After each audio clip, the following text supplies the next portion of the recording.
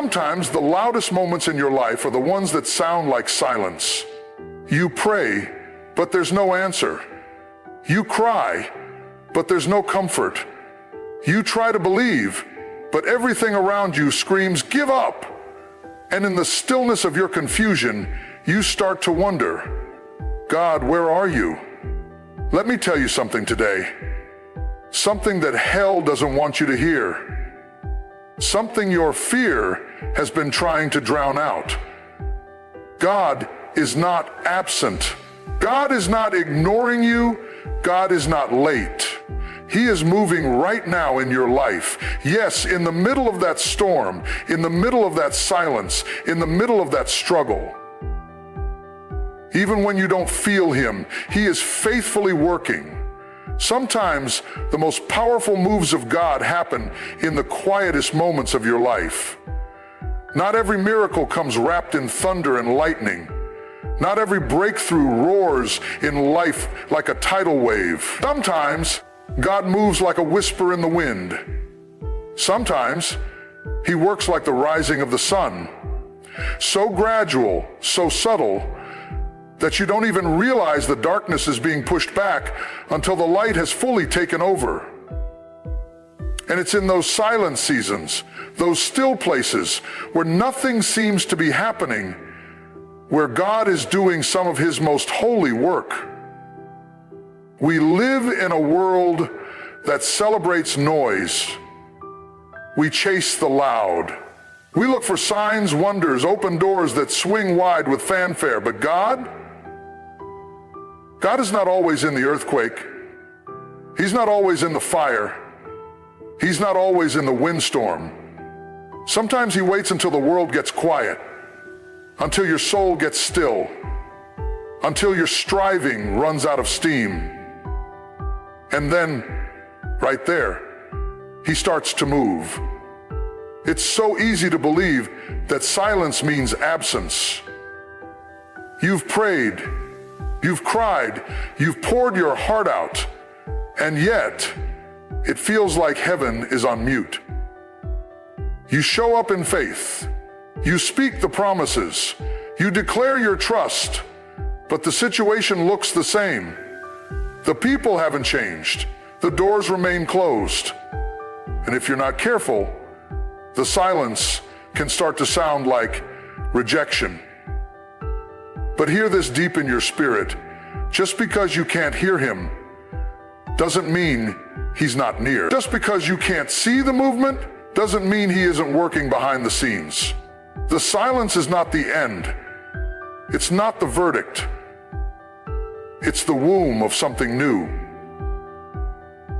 It's the place where faith is formed, where trust is tested, and where character is carved out of the stone of your situation.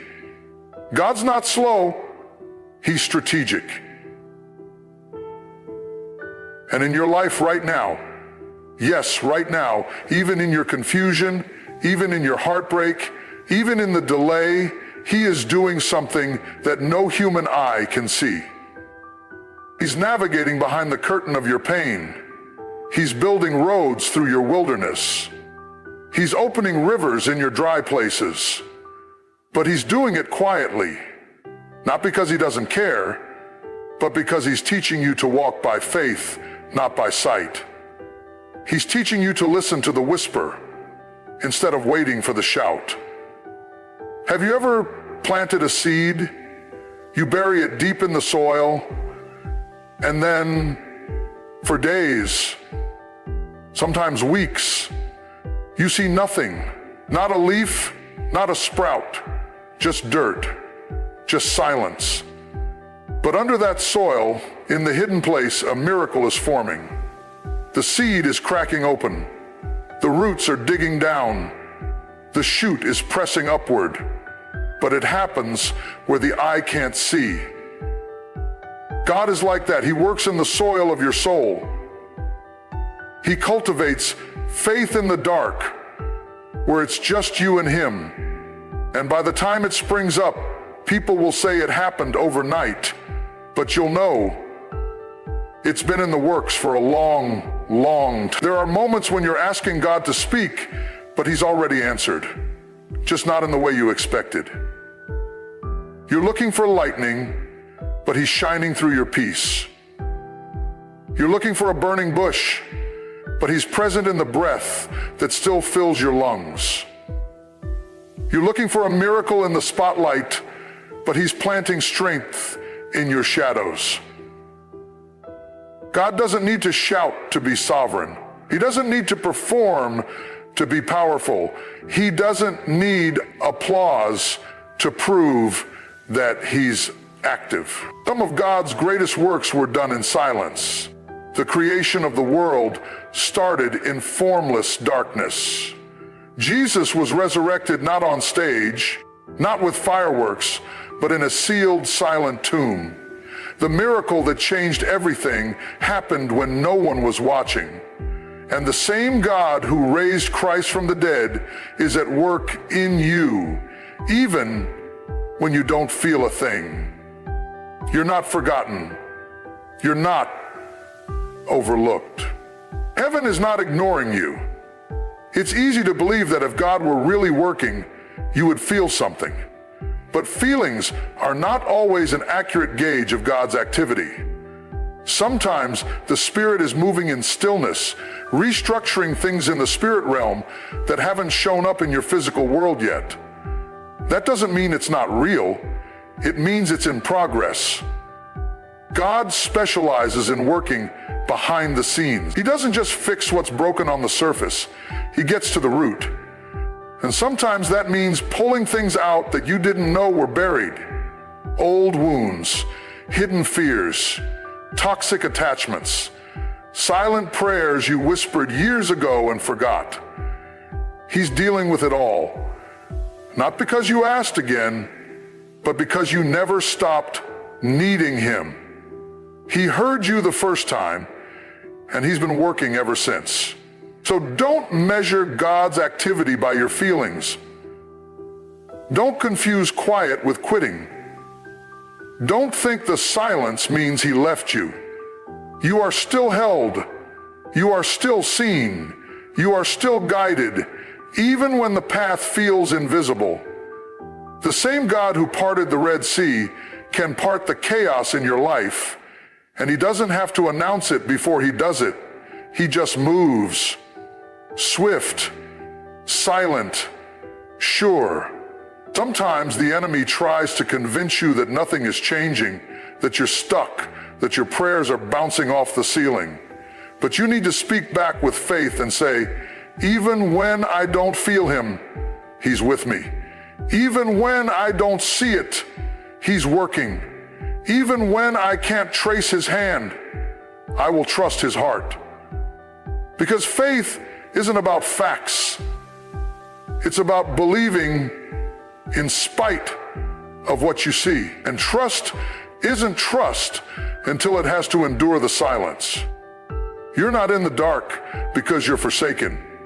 You're in the dark because something is growing. Something eternal. Something strong. Something that can't be shaken by sight or shaken by sound.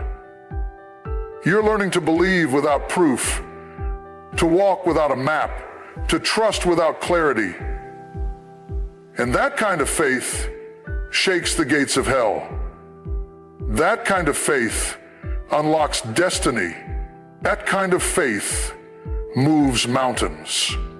So today, I dare you to believe in the silence. I dare you to worship when there's no music. I dare you to praise when there's no sign. I dare you to stand when everything in you wants to sit down and give up.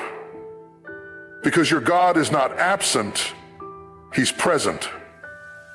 Not loud maybe, but present. Not always visible, but active. Not always emotional, but faithful. The silence is not your enemy. The silence is not your own. The silence is not it's the backdrop of a coming glory. It's the atmosphere of transformation. It's the setting of your next miracle. Because God moves even in the stillness. especially in the stillness. He's at work right now. Yes, right now. Even when you don't feel it. You've been waiting, you've been holding on, you've been asking God when. You've watched others get blessed, others move forward, others receive their answers, while you sit in a season that feels still, silent, and stretched beyond your strength. And the enemy whispers in your ear, maybe God said no. Maybe he's not coming through this time. Maybe this delay means he's forgotten you. But I came to remind your spirit today, this delay is not denial. This waiting is not punishment. This stillness is not abandonment. It's preparation. You see, when God is preparing something great, he doesn't rush it. God is not in the business of microwave miracles. He's a slow cooking, detail-loving, foundation-building, layer upon layer kind of God. When he gets ready to do something in your life, he doesn't just slap it together. He builds it with care. He prepares you for it while he prepares it for you. It's easy to grow frustrated when it feels like nothing is moving. You pray, but the answer hasn't shown up. You knock, but the door hasn't opened. You sow in tears, but the harvest hasn't broken ground. You give, you serve, you stand in faith, and yet you're still waiting. But what if I told you that the delay is not a sign of God's absence? It's the evidence of his involvement. See, when you're truly chosen, truly called, truly marked by God, he doesn't let you walk into blessings unprepared. He won't let you inherit something that your character can't carry. He won't give you a platform that your soul isn't ready for.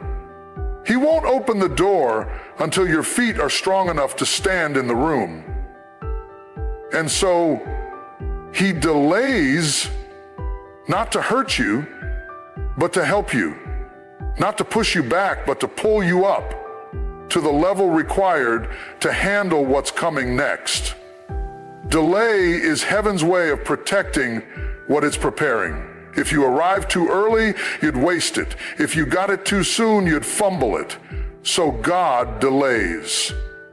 Not to deny you, but to develop you. He's sharpening your discernment. He's growing your endurance. He's testing your trust. Because what's on the other side of this delay is too valuable to risk with immaturity. Think about it. You don't put a baby behind the wheel of a car, no matter how much they cry for it. You don't give a toddler a house key, no matter how loudly they demand it. Why? Because they're not ready for the responsibility. You love them, but you protect them from what they can't handle yet. And if we, flawed human beings, know how to wait until someone is ready, how much more does our perfect God? Some of you are mistaking divine preparation for rejection. You think because it hasn't happened yet, it's not going to happen. But God didn't say no. He said, not yet. There's a difference. No means it's not yours. Not yet means it's still in process. It's still being formed. It's still being matured. It's still being designed with your name on it. Let me speak directly to your soul right now. What God has promised is still coming. The enemy wants you to think it's over, but it's just beginning. You've been walking in a fog of frustration, wondering why the doors won't open, why the breakthrough won't arrive, why the healing hasn't come. But what you don't see is that God is working on things behind the scenes that are directly connected to your destiny. You see, God's delay is strategic. It's not random. It's not pointless. It's intentional. He's aligning people, resources, opportunities, and even timing to intersect with your readiness. Because when God does it, he does it big. When he opens the door, it's going to be wide enough to walk through with everything he's been building in you. When he brings the blessing, it's going to be so complete, so undeniable, so tailored to your faith walk that you'll forget all the waiting it took to get there. But while you wait, don't waste the preparation season. This is not the time to sit idle. This is the time to grow. This is the time to pray deeper, worship harder, serve faithfully, and walk in obedience, even when it's hard. This is where your strength is being built. This is where your vision is being sharpened. This is where God is removing things that can't go into your next season.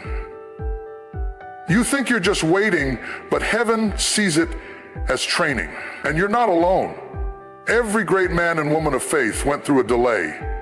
Joseph had a dream and then got thrown into a pit, sold into slavery, and locked in a prison. Delay. But when the moment came, he went from the prison to the palace in a day. David was anointed king as a boy, but he went back to the pasture with the sheep. He had to wait while Saul hunted him down. Delay. But when the time came, he sat on the throne God had prepared for him. Even Jesus, our Savior, lived 30 years in obscurity before 3 years of ministry. Delay. But the delay didn't mean he wasn't divine. It meant he was in preparation for the purpose ahead. So don't despise your delay. Don't curse your waiting room. Don't throw away your faith because the clock seems to be ticking. God does not operate on your calendar. He doesn't follow your deadlines. He's never early. He's never late. He's always on time. And when he shows up, everything changes. What's coming is going to make sense of what you've been through. The tears, the closed doors, the long nights, the broken places. It's all connected. And when the blessing arrives, you'll look back on this season and thank God for not answering you too soon. You'll be glad he didn't give it when you begged, because now you're strong enough. Now you're wise enough. Now you're prepared. There's a version of you on the other side of this delay that you haven't even met yet. A version of you that knows how to walk in peace, how to live in purpose, how to carry power with humility. And that version is being formed in this waiting. So don't rush the process. Let God finish what he started. Because when he says yes, when the appointed time comes, it's going to be worth every second you waited. You are not behind. You are not being punished. You are not forgotten. You are being processed. And God doesn't process what he doesn't plan to use. So if he's still working on you, it means you're still in his plan. If you're still breathing, there's still purpose. If you're still waiting, there's still something to wait for. This delay is divine. Trust it, lean into it, and declare over your life right now, God is preparing me for something greater. I won't fear the waiting. I won't lose hope in the silence. I may not have seen it yet, but I believe my time is coming because it is. You've been asking, you've been wondering, and you've been wrestling with this question in your heart. Why is it taking so long? You've stood in faith, sown in tears, fasted, prayed, and still nothing. And in those silent, stretched out seasons, it's easy to believe that maybe what you asked for won't ever come. But I need you to hear something loud and clear deep down in your spirit. God's delay is not his denial. It's divine preparation. What you call waiting, God calls working. What you label as silence, God labels as strategy. What feels like a pause to you is often heaven's way of setting the stage for something greater than you could have asked for or imagined. See, we are so quick to equate speed with blessing. We think if it's fast, it must be favor. If it's delayed, it must be a dead end. But God does not work on human timeline. He does not bow to your clock or your schedule. He's not operating under pressure. He's operating with purpose. So, when you don't see movement, don't assume nothing's happening. Something holy is always happening behind the scenes when God is involved. You're not just waiting for things to get better. You're being made better while you wait. The delay isn't just about what God is preparing for you. It's also about what God is preparing in you. God is strengthening you in this space. He's maturing your emotions. He's teaching you to stand when you don't see, to trust when you don't understand, to obey when there's no visible reward. This is the season where God is building the kind of endurance in you that can outlast any storm. Some of the most dangerous people are those who arrive too early. They walk into blessings they're not ready to carry. They touch glory they haven't been refined to handle. That's why God doesn't rush the process. That's why he holds you in the fire a little longer. He's not punishing you. He's preparing you for what he's about to release. He loves you too much to give you something too soon. Because if he gave it before you were ready, you'd mismanage it. You'd mishandle it. You'd mistake it as something you built on your own instead of something heaven prepared. You're asking for a miracle, but God is building your faith. You're asking for promotion, but God is shaping your character. You're asking for a relationship, but God is healing your heart so you don't bring past wounds into a future covenant. The delay is not random. It is not meaningless. It is not wasted. It is strategic. It is measured. It is sacred. Think about Joseph. God gave him a dream, a clear vision of elevation, of influence, of being used in a mighty way. But after the dream came betrayal, rejection, a pit, a prison. That dream didn't look anything like what his life turned into. But what Joseph didn't realize at first was this. The dream was real, but the dreamer wasn't ready. He had to be shaped in the pit so he could stand in the palace. He had to be processed in private before God could use him in public. The delay wasn't a punishment. It was a requirement. Or take David, anointed as king while still a boy, but he didn't wear a crown the next day. No, he went back to the sheep. He was chased by Saul, hunted like a criminal, tested in the wilderness. He had to learn how to lead in hiding before he could lead a kingdom. The delay developed his heart. It humbled him, refined him, broke him in the best possible way. So when God finally elevated him, he had the wisdom, the patience, and the depth to carry the weight of the throne. Even Jesus didn't step into his public ministry until he was 30. And he is the Son of God. But even he respected the timing of heaven. He wasn't in a rush, he was in rhythm. And when the appointed time came, when preparation met purpose, everything moved. Heaven opened, power was released, miracles followed. But that only happened after 30 silent years. You see, delay is not a sign of divine neglect. It's the atmosphere in which God does his deepest work. You are being stretched, not to break you, but to grow you. You are being held back, not because you are disqualified, but because you are being sharpened. God is not ignoring you, he's insulating you.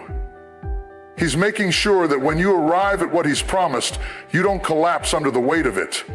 He's making sure that the spotlight won't kill what the secret place has built.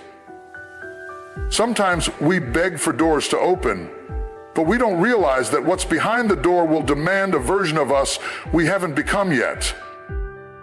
So God delays, not to torture you, but to transform you.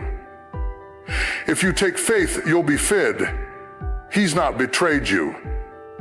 God delays, not to torture you, but to transform you.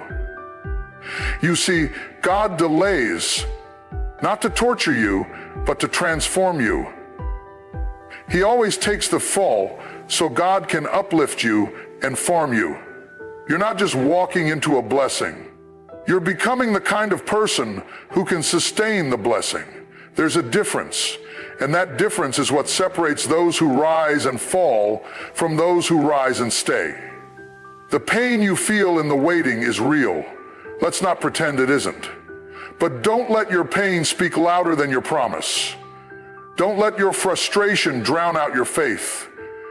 Don't let delay convince you to settle for what's less than what God said. You might be tempted to grab the counterfeit, to choose the shortcut, to settle for what's available instead of holding on for what's ordained. But hear me, don't move until God moves. Don't grab until God gives. Don't settle when you are made to soar. There are things being aligned right now in the unseen realm. People you haven't met yet are being positioned. Resources you don't even know exist are being shifted in your direction. Rooms you've never walked into are being prepared with your name on the seat. All of it is happening while you wait. All of it is being orchestrated while you stay faithful in obscurity. Heaven is not late. Heaven is deliberate. So don't panic in the pause. Don't rush the process. Don't curse the very season that's equipping you for your next. Embrace it. Let it shape you. Let it teach you to walk by faith, not by sight. Because when God finally releases what he's been preparing, it's not just going to meet your expectations, it's going to exceed them.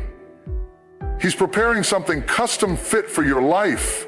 And when it shows up, you'll realize why you had to cry the tears you cried, why the door had to stay shut, why the crowd walked away, why the answer was not yet. Because what's coming won't be fragile. It won't be incomplete. It won't be halfway. It will be the full promise, the full reward, the full manifestation of what he whispered to your soul in the midnight hours. So lift your head, strengthen your heart, wipe your tears, and wait well. The delay is not denial, it's divine. And when the time is right, when you're ready, and it's ready, God will do what only he can do, and it will have been worth every second. Faith is not a feeling.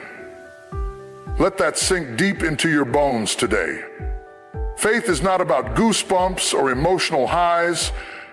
It's not about that one moment in worship where you felt chills or that prayer that gave you instant peace. No, faith is so much more than that. Faith is a decision to trust the God you can't see, to believe in a promise you haven't received, and to walk on a word when the world around you looks completely opposite. Faith is not rooted in your emotions. It is anchored in your conviction. And the moment you detach your faith from your feelings, you start to walk in a power that hell cannot shake. We've been taught to chase a feeling, We think if we don't feel God, he's not there. If we don't feel hope, it must be gone. If we don't feel joy, it must have left. But the truth is, your feelings are not facts. They change with the hour. One moment you feel on fire, the next you feel like the fire's gone out. You can't build your life, your hope, or your calling on the instability of emotion. You've got to build on something deeper, something eternal, something unshakable. That's faith. Faith does not need a mood swing to move forward. Faith doesn't wake up one day and say, I feel like trusting God today, and the next day say, I just don't feel it. No. Faith stands up even when the heart is heavy. Faith gets out of bed even when the mind is tired. Faith shows up even when everything in you says to sit down. Faith is what carries you when your feelings are broken. It's what keeps you planted when your emotions want to run. It's what holds you steady in the chaos when nothing around you makes sense. There will be seasons, long, dry, silent seasons, where you feel absolutely nothing. You won't feel the presence of God. You won't feel excited. You won't feel peace. And in those moments, your flesh will tell you, maybe you're on the wrong path. But the truth is, that's when you're actually on the right one. Because God doesn't measure growth by what you feel. He measures it by what you do when you don't feel anything. Do you still pray when your prayers seem unanswered? Do you still worship when there's no music in your soul? Do you still stand when your knees are buckling? That's faith. Real, raw, tested faith. And God honors that kind of faith, because faith that stands without feelings is the kind that moves heaven. Think about the woman with the issue of blood. She didn't feel qualified. She didn't feel worthy. She didn't feel strong. But she made up her mind, if I can just touch the hem of his garment, I'll be made whole. That wasn't a feeling, that was faith in action. Or look at Abraham, walking up a mountain with his son, ready to sacrifice him on the altar. Do you think he felt good? Do you think he felt peace? No. But he trusted the word of the Lord above his emotion. That is faith.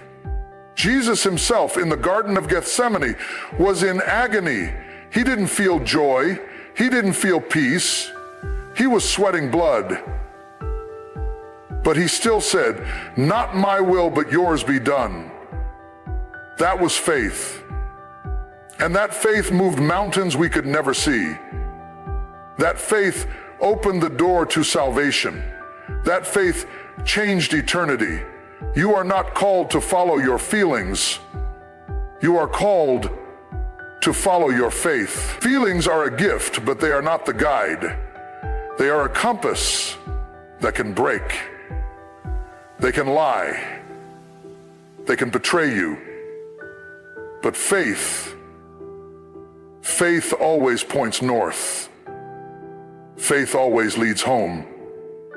Faith always keeps you tethered to the truth, even when everything else is spinning. When you learn to walk by faith and not by sight, you stop depending on how things appear. You stop needing constant reassurance. You stop looking for external proof. And instead you learn to say, I believe even here. I trust even now. I walk even in the dark. That's the kind of faith that can survive the storm. That's the kind of faith that brings breakthrough. Sometimes God will withhold the feeling just to strengthen your faith. He will allow you to walk through a season of silence so your roots go deeper. He'll let you move forward with no sign, No confirmation, no miracle, just to see if you trust his character when there's no evidence of his hand. And if you can walk through the valley with that kind of trust, there is nothing the enemy can throw at you, because you've been tested, you've been refined, you've learned how to trust without touching, believe without seeing, stand without support. God wants to give you that kind of faith. Not emotional faith, but anchored faith. Not hype, but holy trust. Not momentary excitement, but sustained endurance. Because when the battle hits and life gets heavy and your heart gets tired, it won't be your feelings that carry you through. It will be your faith. So if you're in a place right now where you don't feel God, don't panic. He's still there. He's closer than ever. Sometimes he's silent because he's listening. Sometimes he's quiet because he's working. And sometimes he steps back, not to leave you, but to let your faith step forward. You don't need to feel it to follow him. You don't need a sign to trust him. You don't need a rush of emotion to keep walking. All you need is the decision to believe that he is who he says he is, that his promises are still true, that his word still stands, that even if your heart is numb and your spirit is tired, he is still the God who keeps his word. So keep walking, keep trusting, keep showing up. Not because you feel it, but because you believe it. Your faith doesn't have to shout. It doesn't have to shake the ground. Sometimes the strongest faith is the quiet kind. The kind that whispers, "I'll still trust you," even with trembling lips.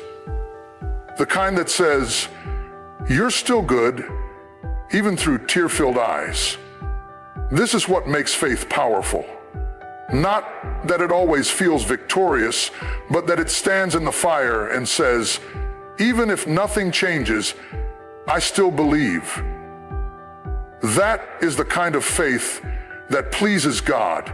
That is the kind of faith that moves mountains. That is the kind of faith that will carry you when your feelings fail. You may not feel it today, but that doesn't mean he's not working. You may not sense it, but that doesn't mean he's gone. You may not have butterflies in your chest or tears in your eyes, but your faith is still alive, and it's stronger than you think. Don't let the absence of emotion convince you of the absence of God. He is with you right here, right now, and he's strengthening you. He's stretching you. He's shaping you. He's shaping you into someone who can stand, someone who can endure, someone who can lead with wisdom and walk with power. You may not feel the fire, but it's burning within you. You may not feel the wind, but the breath of God is still pushing you forward. So walk on. Cry if you must. Crawl if you have to. But don't stop. Because the faith that brought you this far will not fail you now. Feelings come and go, but the word of God stands forever. And your faith, rooted in that word, is the bridge that will carry you to the other side. There are moments in your life when it feels like everything you built is falling apart. Plans collapse, relationships shift, opportunities dry up. And in those moments, it's tempting to believe that the enemy has won. It's tempting to believe that what was meant to break you has succeeded. But what if I told you that the same thing the enemy meant to destroy you is the very thing God is going to use to develop you? That what looks like devastation is actually the setup for your elevation. That the ruin the enemy tried to orchestrate is the exact material God is using to rebuild you. Stronger, wiser, deeper, and more dangerous to the kingdom of darkness than ever before. You see, the enemy knows he can't stop what God has ordained. He knows he can't erase your purpose. He can't cancel your calling. But he will try to interrupt your belief in it. He will try to discourage you so deeply that you surrender what was meant to be yours.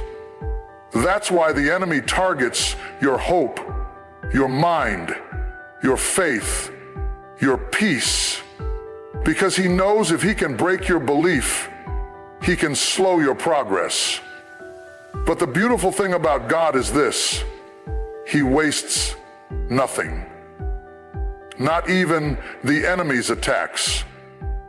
God takes the very weapons formed against you and turns them into instruments of his glory. He takes the lies spoken over you and transforms them into lessons. He takes betrayal and turns it into breakthrough. He takes heartache and turns it into holiness. He takes rejection and turns it into redirection. What the enemy meant for evil, God takes in his hands and flips it for good. It doesn't matter what people tried to do to you.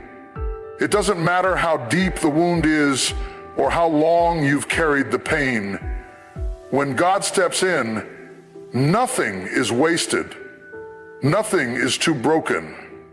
Nothing is beyond his ability to redeem. You might not understand why the pain came. You might not understand why the storm hit. But you don't have to understand the how to trust the who. God saw the attack before it ever came. He saw the betrayal before it reached you. He saw the loss, the heartbreak, the disappointment, and he already planned how he would use it to bless you. Not just to bring you through it, but to bring you out of it with more than you had before. That's how God works. He brings beauty from ashes. He doesn't ignore your wounds. He heals them and turns them into wisdom. He doesn't erase the past. He transforms it into purpose. The devil tried to bury you in shame, but God will raise you in strength. The enemy tried to silence you with failure, but God is writing a testimony so powerful that hell itself will regret ever messing with you. This is the kind of God you serve, not one who watches the fire from afar, but one who steps into it with you, who walks through the valley, who stands in the furnace, who holds you in the storm. And while the enemy is gloating over your situation, God is getting ready to lift you from the ashes with more grace, more wisdom, and more purpose than ever before. You've been through some things that should have broken you. You've survived some battles that no one else knows about. You've carried burdens in silence. You've cried tears behind closed doors. And yet, you're still standing. You're still breathing. You're still here. That's not because of luck. That's not by accident. That's the evidence of God's hand on your life. That's proof that he's not finished with you yet. The enemy tried to ruin you, but all he did was push you into deeper dependence on God. All he did was teach you how to pray with fire. All he did was make you more dangerous, because now your praise comes from pain and your worship comes from warfare. Now you know how to walk by faith, not just talk about it. Now you know how to trust God in the dark, not just in the light. God doesn't just recover what was lost, he restores it with interest. When the thief is caught, the Bible says he must repay 7 times what he stole. That means what the enemy tried to rob you of, your joy, your peace, your identity, your confidence, God is going to multiply back into your life. He doesn't just bring you out, he brings you out better. He doesn't just heal you, he uses your healing to heal others. He doesn't just redeem your pain, he uses it to launch your purpose. Don't waste time being bitter about what happened. Don't let the betrayal make you afraid to trust. Don't let the rejection convince you that you're unworthy. Don't let the loss blind you to what's still ahead. The devil may have meant to shut you down, but God is using it to raise you up. And when you come out of this, you won't even look like what you've been through. People will see the glory, but they won't know the story. They'll see your strength, but they won't know your scars. They'll see the oil on your life, but they won't know the crushing it came from. That's why you can't give up now. That's why you can't lay down and die in the middle of the fire. You're too close, too chosen, too called. There's too much at stake. God is still writing. The page you're on is painful, but the chapter is not over. And when he turns the page, you're going to see why you had to go through what you went through. You're going to see how the attack was actually the avenue, how the hurt was actually the hinge that opened the next door. So don't curse the process. Don't despise the breaking. God is not punishing you. He's positioning you. He's not hurting you. He's preparing you. Every time you thought it was over, he stepped in. Every time you were ready to quit, he whispered strength.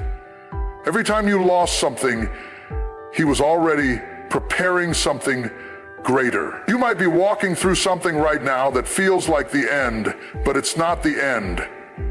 It's the beginning of something new. The breaking had to happen to release what was inside of you. The fire had to come to burn off what couldn't go with you into the next season. The battle had to happen so you could discover what was really in you. You didn't know how strong you were until you had to be. You didn't know how deep your faith was until it got tested. You didn't know how powerful your voice was until you had to speak through pain. And now here you are, not broken, not defeated, not forgotten, but rising. Rising from the ashes. Rising from the trauma. Rising from the shame. Rising from the trauma. Rising from the shame. Rising from the disappointment. So hold your head up. Wipe your tears. Square your shoulders. And remember, what the enemy meant for evil, God is turning for good. It doesn't matter what the report says. It doesn't matter what they did. It doesn't matter how far it fell apart. God is the restorer. God is the rebuilder. God is the redeemer. And his word will not return void. And let's be honest, sometimes it takes a breakdown to finally let go of things we never should have held on to in the first place. We cling to what's familiar, even when it's toxic. We hold on to people who drain us, mindsets that limit us, habits that quietly destroy us.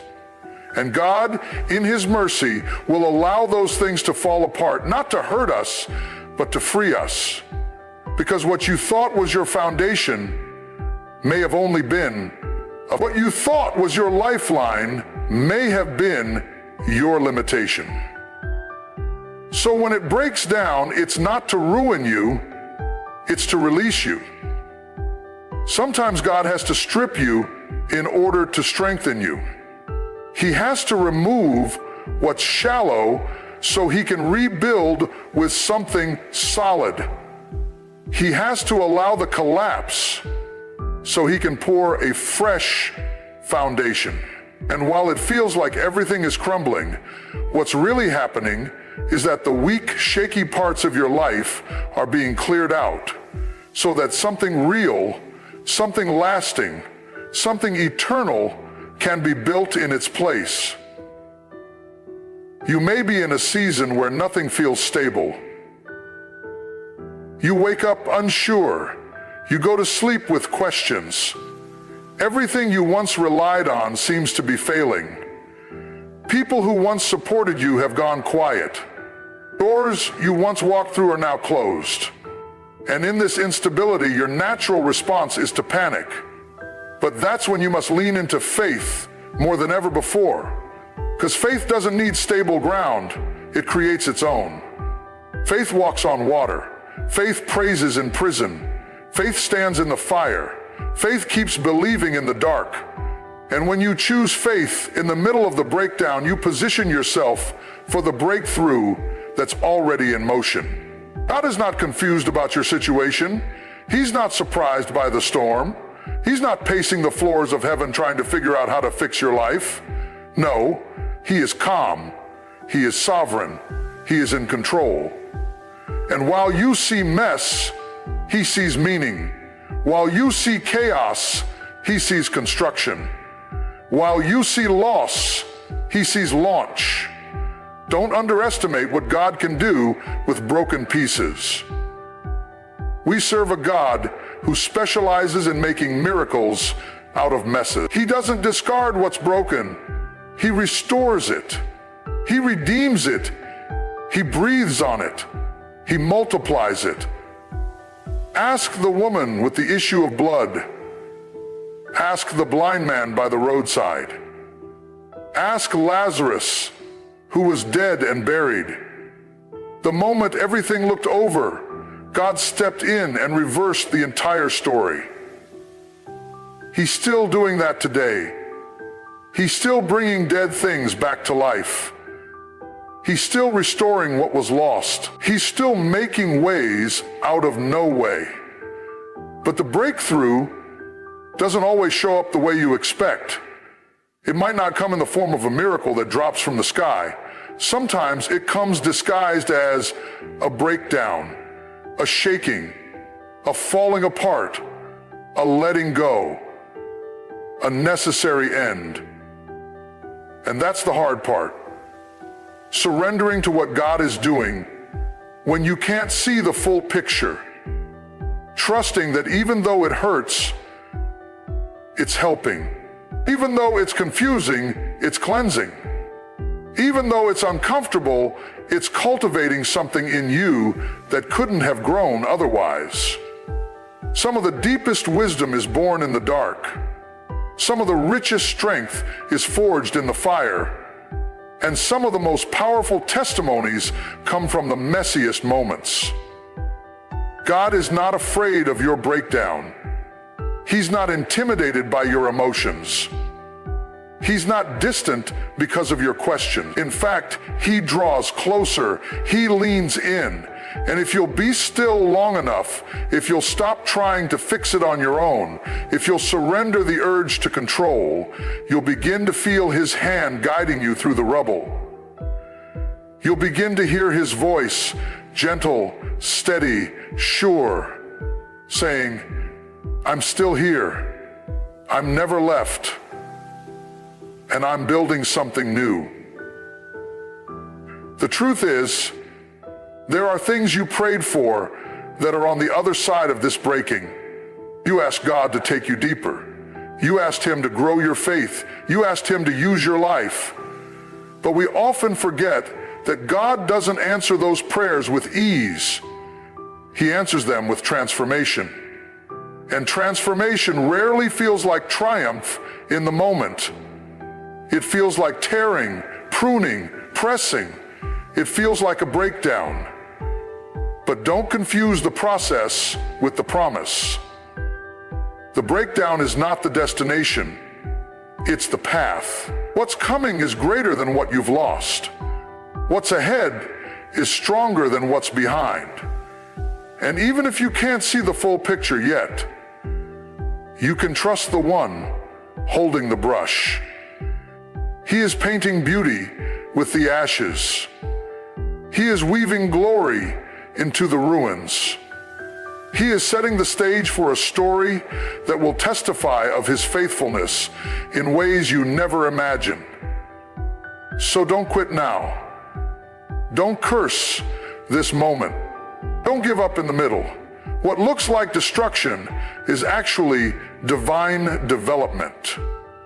What feels like the end is just the beginning of something new. What sounds like silence is full of God's whisper. And what seems like a breakdown may just be the birthplace of your greatest